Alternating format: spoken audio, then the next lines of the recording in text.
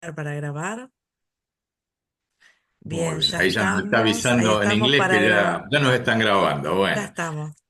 bueno, buenas tardes. Ahora sí, formalmente a todos hermanos. Bueno, en primer lugar a Karina, a Marcelo, a Walter, que el Señor les bendiga en esta tarde. Y más allá que vamos a estar esperando que se pueda incorporar Héctor, creo que vale la pena eh, volver un poquito sobre los pasos. ¿Por qué? Porque lo que estoy haciendo es, por así decirlo, afianzar el concepto de la lección anterior. ¿Por qué? Porque en la lección anterior habíamos visto nuevamente un refuerzo de doctrina y habíamos iniciado con un estudio sobre Dios. Obviamente habíamos visto que, obviamente, nuestra finitud, quiere decir nuestra capacidad intelectual, es muy finita para poder albergar quién es Dios en su totalidad, pero sí lo que tenemos revelado a través de la palabra de Dios que nos sirva para conocer más y más de nuestro Dios.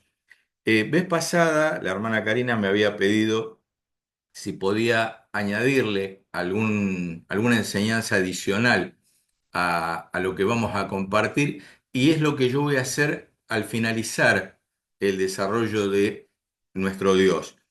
Vamos a hablar tal vez en unos minutos hoy sobre sectas. Quiero aclarar que no es un estudio en profundidad sobre sectas, sino solamente cómo identificarlas, cómo conocerlas y también ver a la luz de la Biblia que no es algo nuevo, no es algo que nos tiene que asustar, pero sí es algo de lo cual tenemos que estar prevenidos para evitar en estos tiempos confusos de caer en el error o de que personas, tal vez mostrándose como hermanos en la fe, lleven a la gente al error. Así que esto va a ser la clase del día de hoy. Así que vamos a aprovechar ya que contando a Karina, pero obviamente Karina la tenemos como observadora silenciosa, pero sí ustedes dos van a tener que ser observadores parlantes, y quiero que compartan conmigo un poquito la lección. Habíamos visto el último lunes la unicidad de Dios. ¿Qué quiere decir? Dios es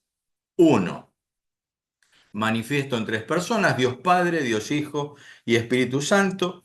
Habíamos visto que les había compartido que, por ejemplo, en el caso de las plagas de Egipto, lo que Dios estaba haciendo en la antigüedad era mostrar su autoridad y, por así decirlo, derrotando a cada una de las deidades egipcias para mostrar que Él es el verdadero Dios y que los demás son ídolos. Y yo les había pasado un material por las dudas, que aquellos que quieran saber de dónde lo saqué de un libro de devocionales que se llama Tu Andar Diario, para aquellos que no saben de dónde saqué ese material, para que ustedes puedan tenerlo. Así que vamos a aprovechar haciendo, podríamos decir, un resumen de lo que vimos el lunes pasado, un refuerzo del concepto, y después vamos a ver brevemente sobre sectas. Me gustaría que volvamos a leer un pasaje que en este caso es medular, porque si estamos hablando de que Dios es uno, es importante reforzarlo. Libro de Deuteronomio, capítulo 6, versículo 4. El que lo tenga directamente desmutéese y léalo. Deuteronomio, capítulo 6, versículo 4.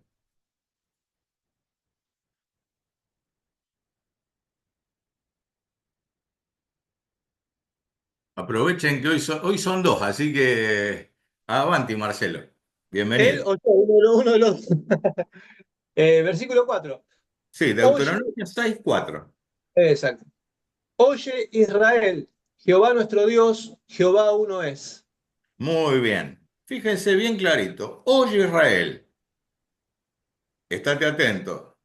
Jehová nuestro Dios, Jehová uno es. Nuestro rey. Obviamente, todos sabemos que la revelación de Dios para con el hombre ha sido progresiva. ¿Qué quiere decir? Que a Dios no le, en su inmensa sabiduría, no le reveló todo podríamos decir, de un tirón a aquellos que eran su pueblo, en este caso el pueblo de Israel, y obviamente en este tiempo la iglesia del Señor, revelarlo todo junto, porque todos sabemos que aún también la capacidad de comprensión del hombre es limitada, y mostrar todo el plan de Dios desde la antigüedad hasta nuestro Señor Jesucristo hubiera sido tal vez muy inentendible para el hombre de su tiempo, pero lo que Dios estaba marcando ya desde el inicio con el pueblo de Israel, diciéndole, miren, ustedes van a salir y están saliendo de un lugar en donde hay multiplicidad de dioses. Yo soy uno solo. Fuera de mí no hay Dios. Esto, aunque parezca una enseñanza de chico de escuela dominical, guarda relación también con el hecho de mostrarles a ellos que no debían contaminarse con las religiones paganas a las cuales estuvieron influenciados durante 400 años.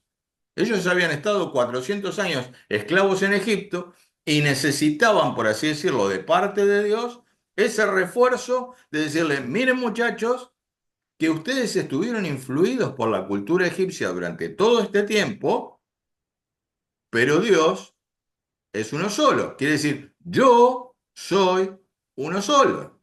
Ahora, partiendo de esa base, me gustaría que busquemos algunos pasajes que nos van a servir de refuerzo.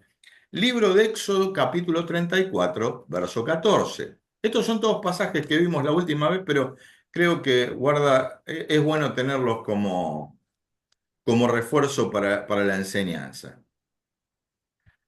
Éxodo capítulo 34, verso 14. Porque no te has de inclinar a ninguno de otros dioses, Dios, pues Jehová, cuyo nombre es celoso, Dios celoso es. Gracias, Walter. Dice, porque no te has de inclinar a ningún otro Dios. Fíjense que Dios. obviamente la revelación bíblica, la palabra Dios en este caso está con minúscula, porque lo que está refiriendo que si es un Dios con minúscula es un ídolo, pero vuelve a decir. Dice, pues Jehová cuyo nombre es celoso, Dios celoso es. Todos entendemos y creo que somos lo suficiente maduros que cuando hablamos del celo de Dios no estamos hablando en términos humanos de nuestro celo pecaminoso, sino del celo de preservar quién es Él, de mostrar su autoridad y que no tiene comparación con ningún ídolo de esta tierra. Ahora, observen una cosa. Dios le dice al pueblo de Dios, no tengan otros dioses. Moisés va a recibir las tablas de la ley. ¿Qué es lo primero que hace el pueblo cuando se demora su líder? ¿Qué es lo Hace primero un que hace? becerro de oro. Muy bien. Yo le quiero hacer una pregunta. Si nosotros apartamos verdaderamente nuestro oído, y cuando hablo de oído no me estoy refiriendo a lo que tenemos dentro de la cavidad auditiva, sino a nuestro oído espiritual. Cuando dejamos de oír la voz de Dios, cuando dejamos de buscar en la palabra de Dios, cuando dejamos de estar en comunión con Dios, ¿a qué es propenso nuestro corazón si no dejamos que el Espíritu de Dios obre en nuestras vidas? A buscar un ídolo, a A buscar algo en buscar que un creer. ídolo.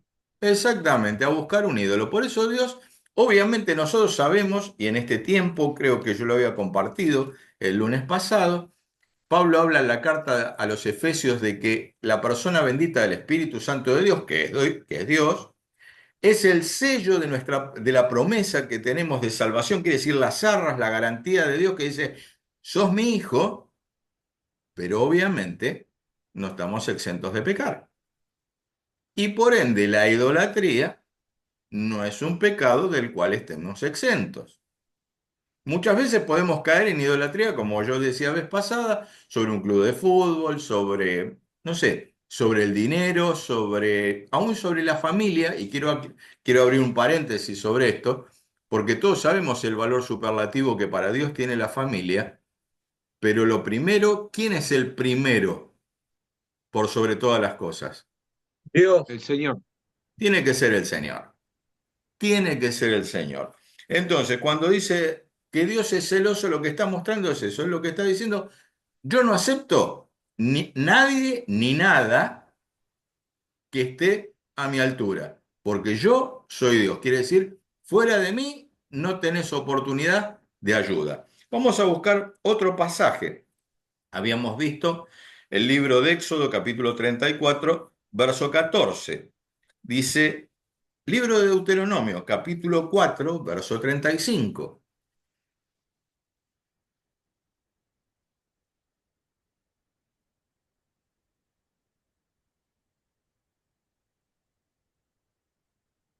En tu Biblia, porque yo no lo encuentro, ¿eh?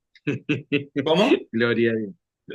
Perdón, ¿qué dije? No, si me equivoqué con algo, ustedes corríjanme, hermanos, porque yo voy leyendo 25, y voy hablando con ustedes. Deuteronomio 4, capítulo 4. 35, versículo Sí, 35. sí. Sí, dice, a ti te fue mostrado para que supieses que Jehová es Dios y no hay otro fuera de él. Muy, Amén. muy bien. Está mostrando, por así decirlo, no hay nadie fuera de él. Muy bien. Vamos a ir a los últimos tres pasajes, porque este es el primer bloque. Dios es uno. Yo les voy a pedir, si quieren, se lo anotan, si no, se lo guardan en la memoria, porque yo después les voy a preguntar. Sí, Marcelo, vos me estás levantando la mano. Dale, Y Marcelo. cuando la Biblia habla que dice que él no comparte su gloria con nadie, tiene también que ver eh, Exactamente, exactamente. O sea, porque, a ver, porque partamos de esta base. Creo, si la memoria no me falla, creo que está en el libro de Crónicas, en el capítulo 29. El rey David, cuando están acopiando materiales para la construcción del templo, obviamente que él no podía ser participante de ello, sino su hijo, dice, ¿quién soy yo y quién es este pueblo para que ofrezcamos cosas semejantes? Pues todo es tuyo y de lo recibido de tu mano eso te damos. Ustedes van a decir, pero acá está hablando en términos monetarios, sí, pero de Dios es todo, claro. todo. La gloria, el poder, la honra, la victoria. Y de repente cuando en el tiempo de la antigüedad ellos tenían que convivir con la idolatría, les era muy difícil. Ahora nosotros en el tiempo de hoy también compartimos, por así decirlo, con la idolatría de nuestro tiempo. Fíjense, por ejemplo, cuánta gente es devota, no sé, de un cantante. Ojo, yo no estoy en contra si algún hermano va a un recital, no soy un extremista, a ver si se entiende. Pero de repente todo lo que compite con Dios es ídolo. Y uno lo tiene que Así tener bien fuera de su propia creación, Víctor. como Walter. Así fuera su propia creación. Exactamente. ¿Por qué? Porque no deja de ser creación de Dios. La honra y la gloria solamente para Dios. La Amén. honra y la gloria solamente para Dios. Había una vieja canción, yo no sé si ustedes lo recuerdan, que dice, en la iglesia la gloria es para él. Yo quiero aclarar, no voy a cantar porque como lo están grabando, lo más probable es que van a decir, Víctor se volvió loco, pero el estribillo decía, en la iglesia la gloria es para él. Y se repetía, para él, en la iglesia la gloria. Y después decía, en mi vida y así sucesivamente. Cuando entendemos ese concepto que tal vez lo repetimos, pero no lo internalizamos, es que podemos caer en idolatría. Vamos a ir a un pasaje que está también en el Antiguo Testamento, en el libro del profeta Isaías. Si yo cometo algún error en la lectura de algún pasaje, le pido que me corrijan porque obviamente en el desarrollo del material yo voy hablando y voy leyendo con ustedes, pero al mismo tiempo voy buscando la escritura de no errar en el pasaje. Así que Isaías capítulo 43, versículos del 10 al 12. El que lo tenga, léalo. No, no, no, no. Dale, dale, Walter, adelante. No, yo quería hacerte una pregunta con respecto a los Dale, ídolos. dale. Eh, Cuando un matrimonio, al no poder tener hijo, Dios le concede el milagro de poder procrear un hijo y lo convierte en un ídolo. ¿La culpa es del hijo o de los padres que lo convierten en ídolo? A ver, me haces reír, Walter. ¿Por qué? Porque me hiciste acordar a un relato que los discípulos de Jesús le preguntaron sobre una persona enferma y le dijeron los discípulos a Jesús, ¿quién pecó, este o sus padres? Entonces Exacto. me vino a la memoria, me vino a la memoria ese pasaje. A ver, vamos a tomarlo, cada caso es particular, pero vamos a tomar este caso tal cual vos lo planteás. Siempre en este caso la responsabilidad de los padres, la criatura o el hijo no tiene la culpa. ¿Por qué? Porque el Amén. que y estamos hablando de padres cristianos, ¿eh? Cuando hablamos de Sí, sí, padres sí, sí, sí. cristianos. Ahora, yo les voy a poner un Pastor, ejemplo. no puedo venir a las 12 del mediodía porque le tengo que cocinar al nene. Ah, bueno, Bueno, ¿y qué edad tiene tu nene? 32 años. Bueno, bueno. Bueno, yo les aclaro una cosa, conmigo pasaría medio lo mismo porque mi especialidad son los huevos duros, pero no se hagan problema, pues no me sé cocinar ni una milanesa, pero bromas aparte, yo creo que hay que ser tan cuidadoso con estas cosas, porque si primeramente está Dios, las demás cosas vienen por añadidura. Algunas personas, y con esto quiero ser muy cuidadoso porque a veces se puede entrar en confusión, mucha gente pone en primer lugar a la iglesia institución. Entonces, sí, sí, sí, sí. están involucrados en un sinnúmero de actividades o en un sinnúmero de comisiones o en un sinnúmero de cosas y se olvidan que el primer objeto de culto, y cuando digo objeto de culto hay que tener cuidado porque no hablo de objeto tangible, sino quiere decir el destinatario de la adoración, de nuestra oración y de nuestro reconocimiento de la autoridad, es Dios. Entonces va a venir un día el Señor y nos va a decir, muy bien, hiciste un montón de todas estas cosas, muy bien, todo esto se quema, es hojarasca. Y uno le va a decir, pero Señor, si lo hice todo para ti, sí, pero tu corazón estaba lejos de mí. Si ustedes bien se acuerdan, y acá los voy a traer un poquito a la memoria del Nuevo Testamento, ya que estamos hablando de ellos, pues no es que nos vamos del tema, pero quiero mostrarles un poquito la esencia. Cuando vemos en el relato bíblico, en el libro de Apocalipsis, ¿cuál es a la primera iglesia que le escribe el Señor? ¿Se acuerdan cuál era la iglesia, de qué localidad era? ¿Se acuerdan? Escribe a 7 iglesias. ¿Cuál es la primera que le escribe? Vale buscar en la Biblia, ¿eh? Vale buscar en la Biblia, el libro de Apocalipsis, si se animan, y alguno que deje el dedo ahí en Isaías 43, ¿eh? Mientras, porque si ustedes quieren que vayamos a la Biblia, vamos a Sí, le pasear habla bastante. a la siete iglesias de Asia. Muy bien, ¿cuál es a la primera iglesia que le escribe? Arranca en el capítulo 2. Sí, ¿Cuál es la primera? La iglesia que estaba en Éfeso. exactamente. Fíjense fíjense lo que dice el Señor. Escribe al ángel de la iglesia en Éfeso. Creo que todos sabemos, por las dudas yo aclaro, cuando la Biblia en este caso dice escribe al ángel, no se está refiriendo a un ser sobrenatural, sino al portador del mensaje. En este caso, Amén. al pastor de la iglesia. Dice, escribe al ángel de la iglesia en Éfeso, el que tiene las 7 estrellas en su diestra, el que anda en medio de los 7 candeleros de oro, dice esto. Yo conozco tus obras, fíjense. Dios conocía que la iglesia de Éfeso tenía comisión de finanzas, comisión de adoración, comisión de evangelismo, comisión de Todo, visitación, comisión de cárceles, comisión de comisiones. Tenía de todo. Y tu arduo trabajo y paciencia, fíjense, Dios que conoce todas las cosas, fíjense que cuando habla del número 7 generalmente habla de la plenitud y la perfección de Dios.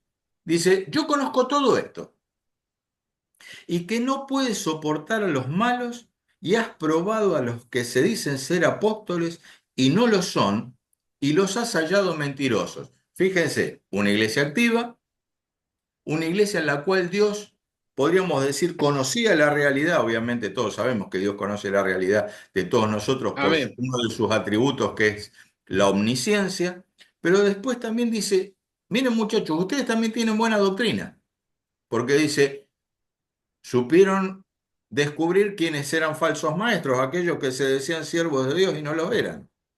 Dice, y has sufrido y has tenido paciencia, y has trabajado arduamente por amor de mi nombre, y no has desmayado. Fíjense cuántas alabanzas para con la iglesia. Hasta ahí si uno dijera, la iglesia de Éfeso, me hubiera gustado ser miembro de esa iglesia, va todo bien. Pero fíjense lo que dice a renglón seguido en el verso 4. Pero tengo contra ti que has dejado tu primer amor. Recuerda, por tanto, de dónde has caído y arrepiéntete y haz las primeras obras, pues si no, vendré pronto a ti y quitaré tu candelero de su lugar si no te hubieses arrepentido. Fíjense una cosa, en el Antiguo Testamento, obviamente en un tiempo de ley, en un tiempo donde Dios se manifiesta de acuerdo a su divina voluntad de una manera, en este tiempo de la gracia en el cual estamos siendo salvos no por obra, sino por la mera gracia y a través de la obra de nuestro Señor Jesucristo, pero Dios a una iglesia le dice, mira, tenés buena doctrina, tenés muchas actividades, conozco tu arduo trabajo, conozco los sacrificios y padecimientos por los que estuviste pasando, pero tengo un problema con vos, iglesia de Éfeso. Y los miembros de la iglesia de Éfeso le dijeron, ya sé, Señor, no pintamos el templo. No, te olvidaste del primer amor. Y por ende, el primer amor, ¿quién es? Si no es Dios. Y lo primero que le dice Dios a la iglesia de Éfeso, no le dice, está perfecto, tenés un 10, un 10, un 10, un 10, bueno, acá tenés un 7. Le dice, no, arrepentite, porque si no te arrepentís, mi juicio va a caer sobre ustedes, sobre la congregación. Ahora, en este tiempo presente, nosotros tenemos que velar por lo mismo, que ninguna cosa ocupe el lugar del primer amor que es nuestro Señor Jesucristo. Amén. Él es el Señor de la iglesia, Él es el dueño de todas las cosas. Y cuando nosotros nos dirigimos al Padre, ¿cómo nos dirigimos al Padre? Padre nuestro que estás en los cielos, pero después, ¿en el nombre de quién es que pedimos las cosas? De nuestro Señor Jesucristo. Cuando establecemos que el señorío en la iglesia es de Jesús, nadie compite con Dios. Ahora, les vuelvo a repetir, porque después se los voy a preguntar en algún momento de la clase. Lo primero, Dios es uno. Anótenselo si quieren, para no olvidarse. Dios es uno. Vamos a el libro del profeta Isaías. Habíamos quedado en Isaías, capítulo 43, del 10 al 12. Este lo habíamos visto el lunes pasado. ¿Alguno que lo lea? Vosotros sois mis testigos, dice Jehová, y mi siervo que yo escogí, para que me conozcáis y creáis y entendáis que yo mismo soy. Antes de mí no fue formado Dios, ni lo será después de mí. Yo Jehová, y fuera de mí no hay quien salve. Gracias, Yo, Marcelo. Bienvenido, Agustín. Miren, Agustín hizo como dice en la Biblia. ¿Vieron? ¿Se acuerdan? Que uno de los siervos le dijo, mirá, voy a hacer tal cosa y después no la hizo, y después hubo otro siervo que le dijo, bueno, no lo voy a hacer, pero después lo hizo el Señor, halló gracia. Bueno, Agustín nos dijo que hoy iba a estar ausente y se tomó el tiempo para estar presente. Bienvenido, mi querido hermano. Esto es una broma, no te estoy faltando al respeto, sino que estoy reconociendo que te Ah, tomás sí, este tiempo para el curso. sí, justo están los chicos bañándose y están organizando otras cosas, entonces tengo este tiempo como para conectarme un rato. Bueno, muy bien, bienvenido Agustini. Y estábamos Gracias. estábamos haciendo un repaso de lo que vimos el lunes pasado. ¿Por qué? Porque como una enseñanza central, ¿quién es Dios? No me gusta pasar a otro tema sin dejarlo bien explicitado. El pasaje que recién Marcelo nos leyó nos menciona dos o tres cosas. Lo primero, fíjense, dice, vosotros sois mis testigos. Este pasaje lo utilizan los testigos de Jehová para autorreferencialmente mostrarse como que ellos son los únicos. Y los demás estamos a dos pasos del infierno. Pero también utilizan este pasaje para negar la divinidad de Jesús. Y ustedes me van a decir, ¿cómo para negar la divinidad de Jesús? Sí, porque en el verso 11 dicen, yo Jehová y fuera de mí no hay quien salve. Ahora la pregunta, que no es una pregunta tramposa, es una pregunta profunda. ¿Quién murió en la cruz del Calvario? El Padre, el Hijo y el Espíritu Santo. Habíamos visto que Dios es uno, manifiesto en tres personas. Exacto. Y el que fue a la cruz del Calvario fue el Hijo. El que fue a la cruz, muy bien, mi hermano. El que fue a la cruz es el Hijo. Por ende, tiene los mismos atributos y por ende es Dios mismo. Por eso cuando distintos grupos sectarios niegan la divinidad de Jesucristo, están negando la veracidad bíblica. ¿Por qué? Porque Jesús se presenta a sí mismo como el Salvador. Ahora, cuando vemos esto, vemos la unicidad de Dios, quiere decir que Dios es uno, pero que se manifiesta en tres personas. Habíamos visto el lunes pasado, por voluntad del Padre viene el Hijo, y por voluntad del Hijo, la persona del Espíritu Santo de Dios. ¿Se acuerdan cuando les dijo, no los voy a dejar huérfanos? Quédense tranquilos que les voy a enviar el Consolador que va a estar con vosotros y en vosotros. Muy bien. Ya que recién le compartía esto a mi querido hermano Agustín para que los hermanos lo tuvieran como refuerzo, porque yo después les voy a hacer una pequeña preguntita. Primer punto, Dios es uno. Punto dos, Dios es santo. Ahora la pregunta es, ¿qué quiere decir que Dios es santo? Porque si yo le pregunto a Marcelo, si yo le pregunto a Walter, si yo le pregunto a Agustín, de acuerdo a lo que dice la Biblia, Dios cómo nos ve, ¿ustedes qué me van a contestar a mí? ¿Cómo los ve el Señor a ustedes? Yo Ojo, creo que ojo. nos ve como santos una vez que recibimos a Cristo en nuestro corazón. Amén. Dios nos ve como santos, pero quiere decir santos, quiere decir apartados para Él. Sí. Pero es la misma santidad. ¿Se entiende lo que quiero decir? No, Porque Dios, porque yo creo que no, porque lo que nosotros, a Dios ver, es tres veces santo, dice. ay, Santo, santo, santo. Y nosotros vamos, yo creo que nosotros vamos camino a la santidad. eh, Estamos caminando, tratando de no cometer errores, de no fallar. Por eso Dios a nosotros sí nos ve santo, pero nosotros santos no creo que seamos. a ver, gracias, mi hermano. Fíjense una cosa, lo que está haciendo hincapié el hermano Agustín. Todos sabemos que vamos en pos de la santidad y todos sabemos que de acuerdo a la obra en la cruz de nuestro Señor Jesucristo, Dios nos ve santos. ¿Por qué? Porque nos ve por medio de la sangre de su Santo Hijo Jesús. Ahora, cuando estamos hablando de que Dios es santo, está hablando que Dios es único en esencia, es el único ser en todo el universo que es santo en sí mismo. ¿Qué quiere decir? En su esencia, uno de los atributos de Dios es la santidad.